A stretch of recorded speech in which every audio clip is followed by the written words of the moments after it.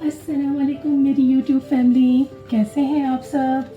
Heart touching story में आप सबको खुश आमदीद। मैं हूं आपकी दोस्त कुकू। आज मैं आपके लिए लाई हूं एक ऐसा ख्वाब जो हकीकत बन जाए, जहां यादें, मोहब्बत और जादू एक बाग में सांस लेते हैं। एक पुराना गेट, सुनहरी चाबी और 3 नन्हे दिल, प्यारी सी बच्चियाँ जो अपने सफ़र में सच्चाई, हिम्मत और दोस्ती की रोशनी तलाश करती हैं। तो आइए आज हम चलते हैं दादा दादी के जादुई बाग की तरफ, जहां हर कदम पर एक राज छुपा है और हर सच्चाई एक नन्ही दुनिया का दरवाज़ा खोलती है। हमारी आज की कहानी है दादा दादी का जादुई बाग। शाम का सूरज दरख्तों के पीछे छुप रहा था जब दादा दादी ने सारा, मिरहा और नभा को पुराने बाग के गेट के करीब बुलाया। हवा में चमेली और मिट्टी की खुशबू महक रही थी और सारा बाग सुनहरी रोशनी में नहा रहा था। जरा ठहरो, दादा ने एक चमकती हुई सुनहरी चाबी हवा में बुलंद की। अब मैं तुम्हें अपने बाग का सबसे बड़ा राज बताने वाला हूँ। तीनों बच्चियां हैरान रह गईं। इनकी आंखों में हैरत और तजस्सुस की चमक थी। वो जानती थीं जो दादा कहते हैं वो सच होता है और अक्सर जादू भी। दादा ने पुरानी बेलों से ढकी हुई दरवाजे को खोला। दरवाजा चुर चुर चुर चुर की आवाज करता हुआ खुल गया। जैसे ही बाग ने सबने झांका, ऐसा लगा दरवाजा खुलने के बाद बाग ने भी सांस ली हो। और जैसे ही वो अंदर दाखिल हुई, अंदर की तो दुनिया ही बदल गई। बाग के अंदर सब कुछ चमक रहा था। फूल चमकदार, जामनी और चांदी के रंगों में थे। जुगनू जैसे परवाने हवा में तैर रहे थे और घास उनके कदमों तले हल्की गर्मी लिए जिंदा महसूस हो रही थी। ये जगह, ये तो जादू है, नबा ने धीमी सी आवाज में कहा।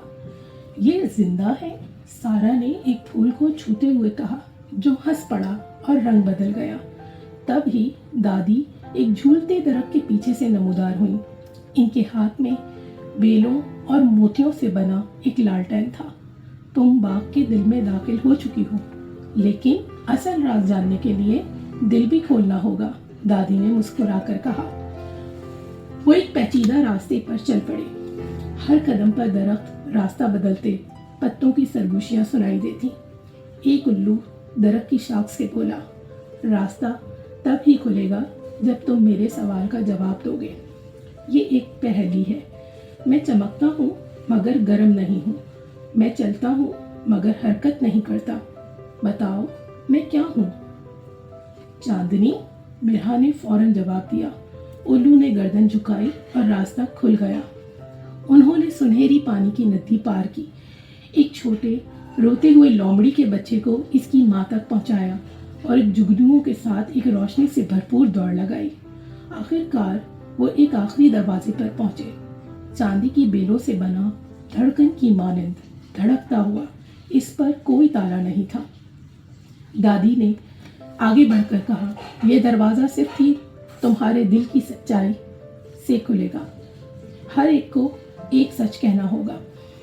नबा ने कहा, मुझे डर लगता है कि लोग मुझे भूल जाएंगे।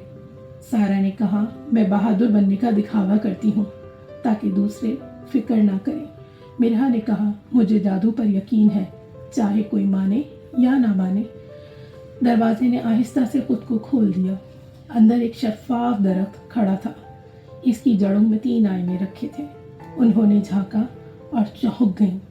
वो अपने चेहरे नहीं बल्कि अपनी यादें देख रही थीं, अपनी नरमी, हिम्मत और मोहब्बत के लम्हात। बाग का असल जादू कोई चमक या ताकत नहीं था, बल्कि वह रोशनी थी जो उनके अंदर थी।